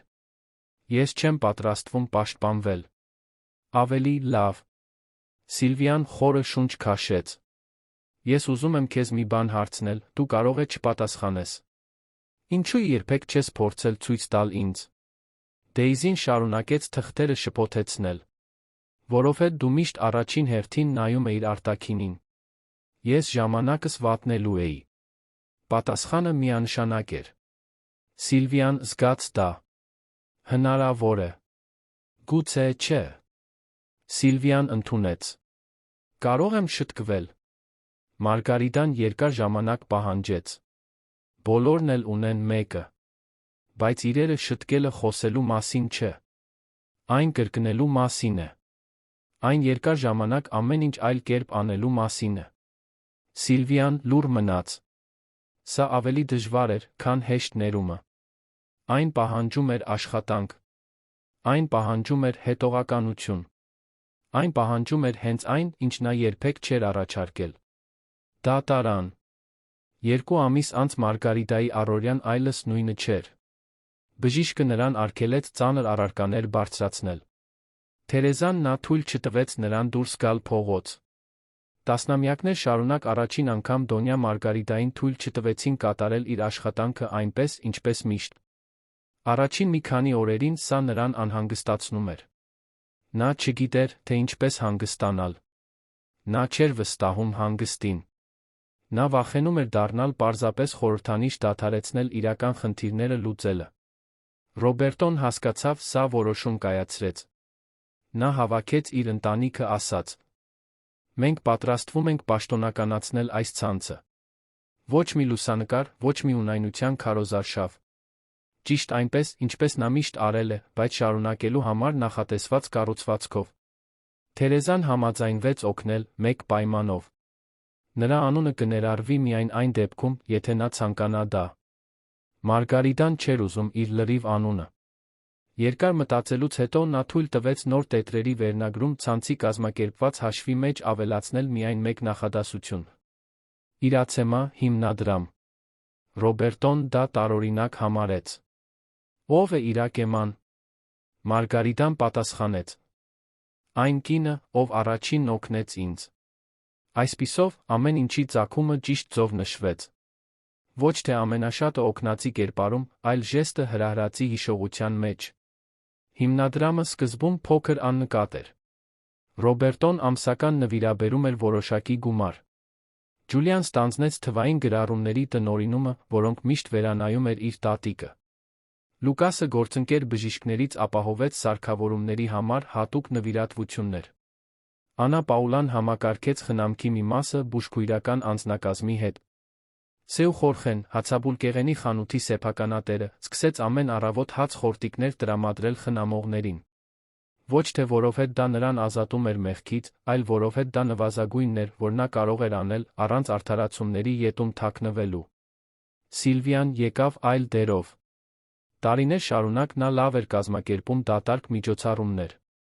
Այժմ Թերեզան նրան նշանակեց իրական լոգիստիկայի պատասխանատու, գնումներ, գնանշումներ, առաքումներ, հաշվապահություն։ Սկզբում Սիլվիան պատվերներ ստանալը նվաստացուցիչ էր համարում։ Հետո նա հասկացավ, որ դա ուսուցողական փորձառություն էր։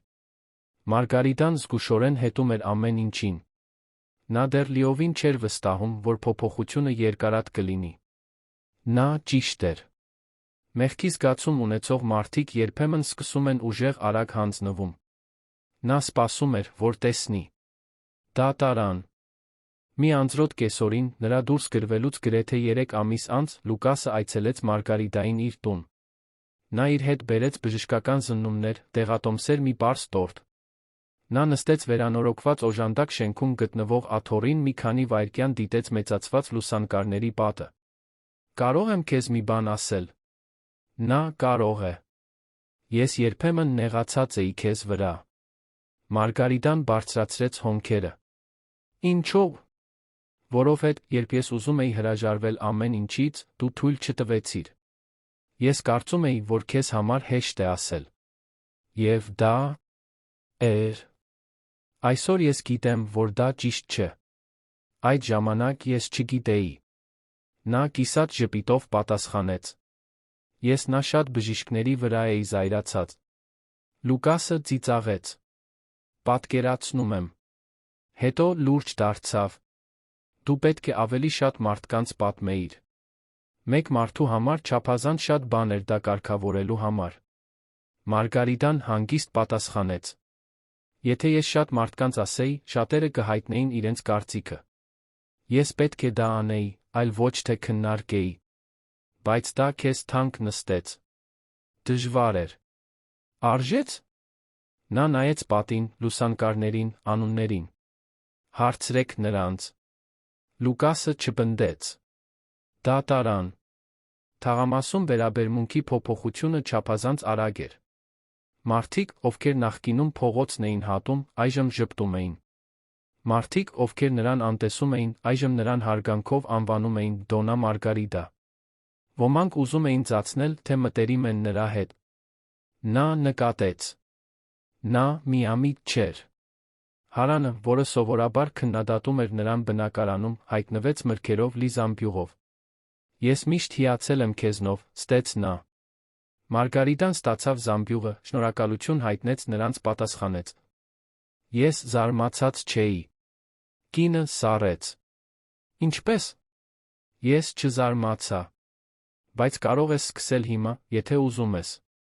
Պարզապես պետք չէ ստել։ Հարանը հեռացավ, չիմանալով, թե որտեղ դնի դեմքը։ Այս տեսակի տեսարանը կրկնվում էր։ Որովհետև գաղտնիքի բացահայտումը ոչ միայն փոխակերպեց Մարգարիտայի կերպարը, այլ բացահայտեց ուրիշների բնավորությունը։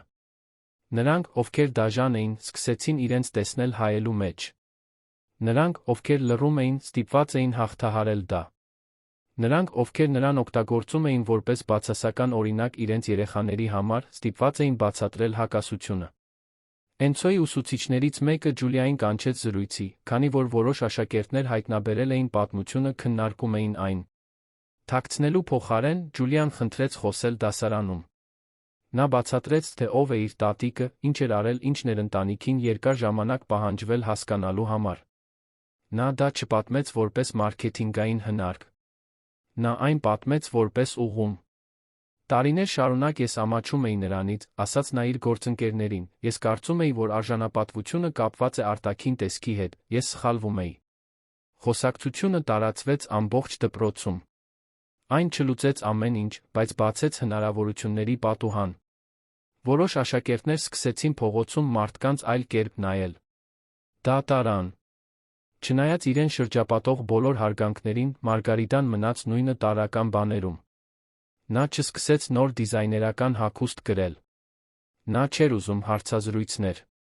Նա չէր ընդունում բեմի վրա հարգանքի տուրք։ Նա հրաժարվեց քաղաքապետարանում հուշատախտակից։ Ես քարոզարշավ չեմ անցկացրել, ասացի ես Ռոբերտոին, երբ նա մեկնաբանեց քաղաքային խորհրդի առաջարկը։ Բայց նրանք ուզում են դա ընդունել։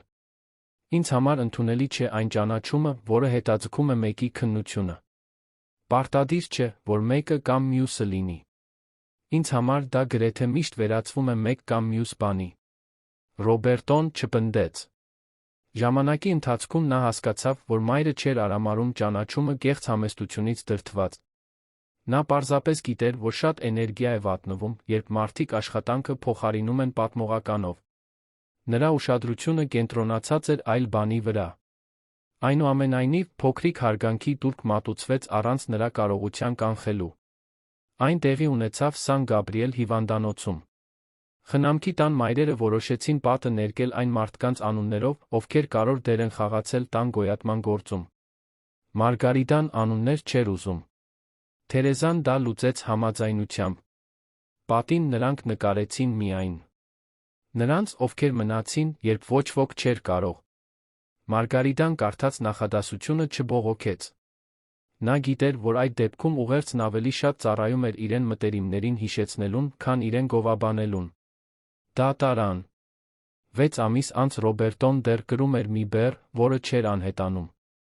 Նրա մայրը կենդանի էր, նրանց հարաբերությունները բարելավվել էին, նրանց աջակցության ցանցը մնում էր ամուր։ Այնուամենայնիվ, նրան ինչ-որ բան անհանգստացնում էր։ Այն փաստը, որ նա իսկապես տեսել էր մորը միայն այն ժամանակ, երբ ուրիշները գնահատել էին նրա արժեքը։ Մի գիշեր նա խոսեց դրա մասին։ Ես ինչ-որ բանի մասին եմ մտածել։ Մարգարիտան փակում էր տետրը։ Տուն։ Եթե դու օգնեիր ավելի քիչ մարդկանց կամ այնպիսի մարդկանց, ովքեր կարող չէին դարձել, ես նույն կերպ կհասկանայի դա։ Նա նայեց որդուն։ Հարցը լավն էր, որովհետև ցավ էր պատճառում։ Գուցե, ոչ։ Նա գլուխը իջեցրեց։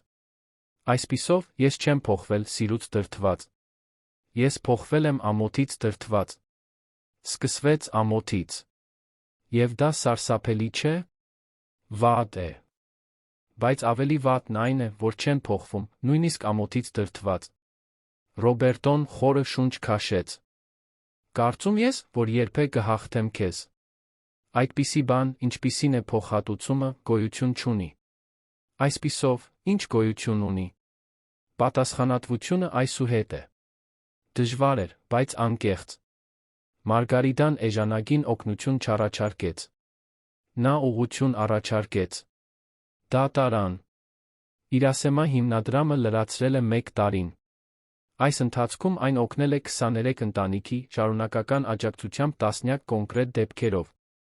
Ջուլիան դարձել է խմբի ամենակազմակերպված անձը։ Սիլվիան սովորել է հիվանդանոց գնալ առանց կրունկների, առանց շտապելու, առանց զզվանք զգալու։ Ռոբերտոն սկսել է ամեն շաբաթ այցելել աջակցության տուն։ Սեու Խորխեն հացաբուլկեղենի խանութում առանձին հաշիվ է բացել, համոզվելու համար, որ ինքը նախուտեստներ ունի։ Լուկասը բժշկական ցանց է ստեղծել, հաղորդագրությունները ուղեգրությունները արագացնելու համար։ Անա Պաուլան պարզ արձանագրություն է ստեղծել, անմիջական ռիսկի տակ գտնվող ընտանիքներին նույնականացնելու համար։ Մարգարիտան դեռ ամեն ինչ հսկում էր։ Նա կնստեր սեղանի շուրջ, այժմ լուսավոր ու օդային օժանդակ շենքում, կվերանար յուրաքանչյուր տողը։ Երբ նա չափազանցություն էր տեսնում, կտրում էր այն։ Երբ նա թերություն էր տեսնում, մատնանշում էր այն։ Երբ նա բարի մտադրություններ էր տեսնում առանց մեթոդի, ուղղում էր դրանք։ Ոչ ոք պատշաճ կերպով չի օգնում միայն այն պատճառով, որ ինչ-որ մեկին կարեկցում է, կրկնեց նա։ Դու պետք է իմանաս, թե որտեղ ես քայլում։ Այս փուլում մարդիկ սկսեցին խումբը փնտրել ոչ միայն օգնություն խնդրելու, այլ պատմելու, որ տարիներ առաջ Մարգարիտան իրենց օգնել էր, ցանկանում էին փոխադարձաբար օգնել։ Ահա թե ինչպես ի հայտ եկան նոր պատմություններ, որոնք նույնիսկ Ռոբերտոն չգիտեր։ Օթետե անունով մի կին հայտնվեց ծրարով պատմեց, որ 20 տարի առաջ, երբ իր ամուսինը մահացավ, Մարգարիտան հանդիպեց իրեն դեղատան հերթում վճարեց նրա 1 ամսվա դեղորայքի համար, Ֆաբիո անունով մի տղամարդ ասաց, որ Դոնյա Մարգարիտան ապուր էր հասցնում այն հանրակացարան, որտեղ նա ապրում էր, երբ ինքն ու իր եղբայրը բուժում էին ստանում, Կամիլա անունով մի երիտասարդ կին պատմեց, որ մրցութային քննության համար պատրաստվել է սայլակով տարեց կնոջ գնաց ուսումնական ուղեցույցներով։ Մասշտաբը մեծացավ առանց Մարգարիտայի աղմուկ բարձրացնելու։ Ահա թե ինչն էր ամենաշատը տպավորել այն հայտնաբերողներին։ Չկային սոցիալական ցանցեր, սելֆիներ, արշավներ, գովազդային վահանակներ, ելույթներ կամ պլանավորված հոդվածներ։ Կար հետողականություն։ Դա տարան։ Մի սովորական առավոտ Էնզոն մի բան հարցրեց, որը բոլորին ստիպեց կանգ առնել ու կանգ առնել։ Տատիկ, ինչու էիր օգնում մարդկանց, որոնց նույնիսկ չէիր ճանաչում։ Մարգարիտան մի պահ մտածեց, նախքան պատասխանելը։ Ոչ թե որովհետև պատասխանը դժվար էր, այլ որովհետև նա ուզում էր ճշգրիտ լինել։ Որովհետև ցավը թույլտվություն չի խնդրում նախքան իր գալը։ Էնզոն խոժոռվեց։ Բայց ինչ անել, եթե մարդը վատն է։ Մարդկանց մեծ մասը պարզապես հոգնած է, վախեցած կամ շփոթված։ Եվ նույնիսկ երբ ինչ-որ մեկը դժվար է, հիվանդ երեխան չպետք է վճարի դրա համար։ Այսինքն, դու բոլորին վստահում էիր։ Ոչ։ Դրա համար էլ ամեն ինչ գրի առա։ Նա դա զվարճալի գտավ։ Այսինքն, գաղտնիքը օգնելն ու զգույշ լինելն է։ Խոսքը պատասխանատու կերպով օգնելու մասին է։ Այս արտահայտությունը տանը շրջանառվող կատակի առարկա դարձավ։ Ապա այն դարձավ աշխատանքային կանոն։ Դա տարան։ Հոսպիտալացվելուց 2 տարի անց Մարգարիտայի առողջությունը կրկին վատթարացավ։ Այս անգամ այն ավելի քիչ կտրուկ էր, բայց վերջնական։ Նրա երիկամները սկսեցին անբավարար լինել։ Նրա մարմինը, որն արդեն հասել էր իր սահմաններին տասնամյակների ջանքերի պատճառով, միանգամից սկսեց իր հետքը կրել։ Նա այլս երբեք փողոց դուրս չեկավ։ Եվ կարիք էլ չուներ։ Աշխատանքը շարունակվեց այլ ձեռքերում։ Այդ ժամանակ շատերն էին ուզում այցելել նրան։ Թերեզան կազմակերպում էր այցելուների հոսքը, նրանց չհոգնեցնելու համար։ Մարգարիտան օրական մի քանի մարդ էր ընդունում։ Հետի սենյակը, որը նախկինում համարվում էր պահեստային տարածք, դարձավ կարևոր անցուղի։ Մտնում էին բժիշկներ, մայրեր, երիտասարդներ, զղջացող հարաններ, երեխաներ, որոնց նա օգնել էր, այժմ մեծացել էին։ Մի օր Ռավին, իրեն ավելի լավ զգալով, վազելով մոտեցավ, հարցրեց. «Դուք էիք ինձ մեքենան վարձակալությամբ տվել»։ Մարգարիտան գլխով արեց։ «Մայրիկս ասաց, որ ես այստեղ եմ քո պատճառով»։ Նա պատասխանեց. «Դուք այստեղ եք, որովհետև շատերը չեն հանձնվել»։ Միշտ այդպես էր։ Նա վերագրում էր խմբին։ Ոչ թե համեստ սովորությունից դրդված, այլ որովհետև գիտեր, որ ոչ ոք միայնակ ոչ մեկին չի փրկում։ Նույնիսկ այն ժամանակահատվածում, երբ նա ամենաշատ ծանրությունն էր կրում, նա կախված էր վարորդից, որը նրան տեղափոխում էր, սոցիալական աշխատողից, որը զանգահարում էր, բժշկից, որը արագացնում էր զեկույցը, խոհարարից, որը պատրաստում էր ճաշի տուփը։ Նա տեսնում էր ցանցը։ Ահա թե ինչու նա կարողացավ այն միացնել։ Դա տարան։ Մահվանից կարճ ժամանակ առաջ Ռոբերտոն խնդրեց ձայնագրել նրա հետ զրույցը։ Ոչ թե հրապարակայնորեն հրապարակելու, այլ թոռների համար պահելու համար։ Մարգարիտան տատանվեց, բայց համաձայնվեց։ Նա բջջային հեռախոսը դրեց սեղանին, պարզ հարցեր տվեց։ Ինչ էիք ուզում, որ մենք հիշենք։ Նույնիսկ հոգնած մարդիկ արժանի են հարգանքի։ Ինչ սովորեցիր այս ամենն անելով։ Այն, ինչը փող ունեցողի համար փոքր խնդիր է թվում, կարող է վերջ դնել ոչինչ չունեցողի համար։ Ինչն է ձեզ ամենաշատը ցավ պատճառել։ Նա մտածեց։ Խնդիրը փողոցը չէր։ Տանը դրան բեռի պես էին վերաբերվում։ Ռոբերտոն մեղմ լաց եղավ, բայց չընդհատեց։ Ինչն է ձեզ ամենաշատ ուժը տվել։ Այն պահը, երբ մեկը կվերադառնար կասի, որ հաջողության է հասել։ Մեզ վրա։ Էիր բարկացած։ Ես մնացի։ Պատահել է։ Մաս։ Ինչ անենք պատահածի հետ։ Նա պատասխանեց առանց վարանելու։ Մի ռոմանտիկացրեք դա։ Մի խոսեք իմ մասին այնպես, կարծես ես սուրբ լինեի։ Սովորեք նայել, նախքան դատելը։ Եվ շարունակեք աշխատանքը։ Դա Ռոբերտոյի կյանքի ամենակարևոր ձայնագրությունն էր։ Դա տարան։ Մարգարիտան մահացավ մի խաղաղ վաղ առավոտյան, տանը, առանց աղմուկի հանդիսատեսի։ Ջուլիան բռնել էր մի ձեռքը, Ռոբերտոն մյուսը։ Թերեզան ժամանեց կարճ ժամանակ անց։ Հաջորդը Լուկասն էր։ Սիլվիան լաց եղավ այնպես, ինչպես երբեք չէր լացել, առանց որեձականության։ Լուրը արագ տարածվեց։ Հուղարկավորության ժամանակ հերթը ձգվեց թաղամասով մեկ։ Բայց դա հետաքրքրասեր մարդկանց հերթ չէր։ Դա մարդկանց հերթ էր, կոնկրետ պատմություններով։ Մարդիկ ձեռքներին կրում էին նամակներ, հին լուսանկարներ, բժշկական դեղատոմսեր, դպրոցական ատեստատներ, տան բանալիներ, գործիքներ, դիպլոմներ, նկարներ, հուշանվերներ։ Յուրաքանչյուր առարկա պատմում էր այն բանի մի մասը, որը ընտանիքը տարիներ շարունակ անտեսել էր։ Սեյ Խորխեն հաց բերեց։ Անա Պաուլան բերեց իր ավարտական լաբորատոր վերարկուն։ Լուկասը բերեց առաջին գրիչը, որը ստացել էր տեխնիկական դասընթացը սկսելիս, ասաց, որ այն գնվել է Մարգարիտայի ավտոբուսի ուղևարցից նրա համար խնայած գումարով։ Ջեսիկան բերեց Ռավիի նկարը։ Ջուլիան իր առաջին տետրի օրինակը դրեց դագաղի կափարիչին, բացված այն էջում, որտեղ տատիկը գրել էր երբեք ոչինչ չօգտագործելու խոստումը։ Ռոբերտոն կարճ ելույթ ունեցավ, քանի որ գիտեր, որ չափից շատ խոսելը անհարգալից կլինի։ Տարիներ շարունակ մենք նրան խնդիր էինք անվանում։ Նա շատերի համար լուծում էր։ Տարիներ շարունակ մենք նրան վերաբերվում էինք որպես անպատվության։ Նա մեզ բոլորիս համար բավարար արժանապատվություն էր կրում։ Մեր ընտանիքի սխալը չիմանալը չէր։ Դա տեսնել չցանկանալն էր։ Այսօր այստեղ գտնվողները նրա արածի ապացույցն են։ Նրանք, ովքեր կենդանի են սովորում, աշխատում կամ պարզապես կանգնած են նրա շնորհիվ, նրա կյանքի ամենաիսկական մասն են կազմում։ Ոչ ոք չծափահարեց։ Դա չէր համապատասխանում պահին։ Բայց շատերը լաց եղան։ Դա տարան։ Մարգարիտայի մահից հետո Ռոբերտոն նրա աստվածաշնչում գտավ վերջին էջը։ Այն կարճ էր։ Եթե դուք սա կարդում եք, դա նշանակում է, որ ինձ համար այն ավարտվել է։ Այսպիսով, հիշեք մի պարզ բան. մի օգտագործեք իմ պատմությունը ձեզ ավելի լավ զգալու համար։ Օգտագործեք այն ավելի լավը դառնալու համար։ Փողոցները լի են մարդկանցով, որոնց դուք չեք տեսնում։ Հիվանդանոցը նույնպես։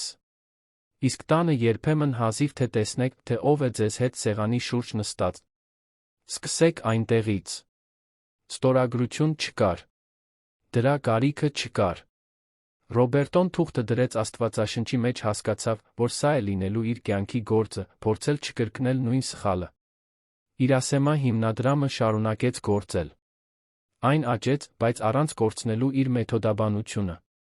Ջուլիան ստանձնեց գրառումների համակարգումը։ Թերեզան շարունակեց տեսակավորումը։ Լուկասը կազմակերպեց բժշկական աջակցությունը։ Աննա Պաուլան մարզեց կամավորներին։ Սիլվիան, անաղմուկ հետողականորեն, առաջին անգամ ինչ-որ բան արեց, առանց ճանաչում փնտրելու։ Ռոբերտոն ֆինանսավորեց կառույցի մեծ մասը, սկսեց անձամբ այցելել ընտանիքներին։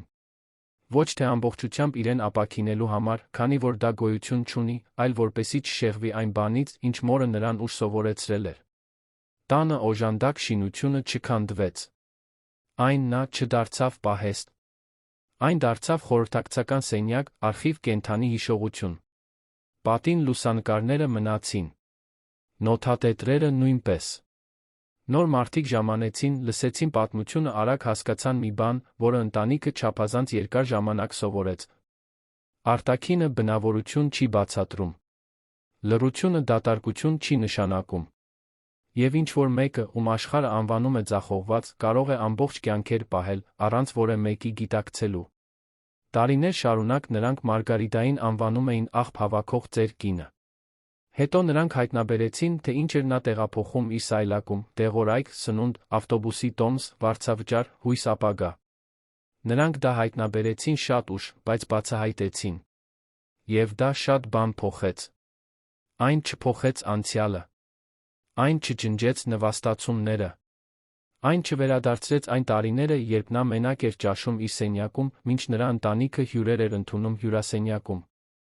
Այն չի վերացնում այն ժամանակները, երբ նրան մայթեզրից վռնդել են, անարդարացիորեն մեղադրել կամ բեռի պես վերաբերվել։ Այդ ամենը չի վերադառնում։ Բայց ճշմարտությունը մեկ կարևոր բան արեց։ Այն յուրաքանչյուր մարդու դրեց պատմության մեջ իր արժանի տեղում։ Մարգարիտան երբեք այն անարժեք կինը չէր, ինչպիսին նրանք ասում էին, որ ինքն է։ Նա այդ տանը այդ թաղամասի մեծ մասում միակ մարդն էր, ով վաղուց էր հասկացել, թե իրականում ինչն է կարևոր։ Մնացածը չափազանց զբաղված էին ինչ-որ բանի տպավորություն թողնելով։ Եվ այդ պատճառով էլ այդ բացահայտումը վիրավորեց նրանց, ովքեր այդքան արհամարհում էին նրան։ Որովհետև դա ցույց տվեց, որ կինը, որին նրանք անվանում էին անպատվություն, վաղուց մեծ էր։ Նրանք էին նեղամիտները։ Վերջի վերջո, մնաց ոչ թե նրա պատկերը մանկասայլակով անձրի տակ։ Մնաց այն ամենի արդյունքը, ինչ նա արեց, երբ ոչ ոք չէր նայում։ Մնաց նրա ստեղծած ցանցը։ Մնացին այն մարդիկ, ովքեր կենդանի ժամանեցին այնտեղ, որտեղ կարող էին չհասնել։ Մնաց դատելուց առաջ հարցնելու սովորությունը։ Մնաց այն պարտավորությունը, որ կրկին նայեն նրանց, ովքեր անտեսվում են փողոցում, հիվանդանոցում, իրենց տներում։ Եվ սա այն արտահայտությունն էր, որը Ջուլիան սկսում էր կրկնել Իրակեմա հիմնադրամի յուրաքանչյուր առաջին հանդիպման ժամանակ, միշտ բացելով նոր տետր, ինչպես նրան սովորեցրել էր տատիկը։ Աղբարկղում եղած ամեն ինչ չէ, որ կորցրել է իր արժեքը։ Եվ ոչ բոլոր նվաստացած մարդիկ են դատարկ։ Երբեմն նրանք պարզապես միայնակ են կրում այն, ինչ շատերը պետք է օգնեին նրանց կրել։ Դա այն մասն էր, որը ընտանիքը շատ ուշ հասկացավ։ Բայց դա այն մասն էր, որը նրանք երբեք չմոռացան։